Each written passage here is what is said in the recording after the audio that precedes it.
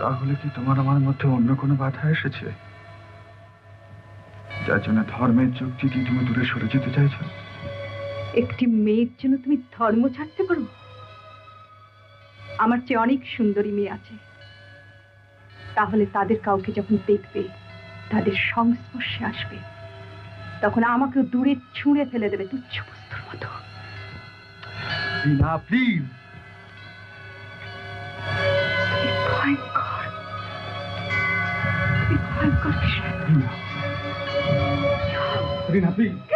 Rina, Rina please. Rina.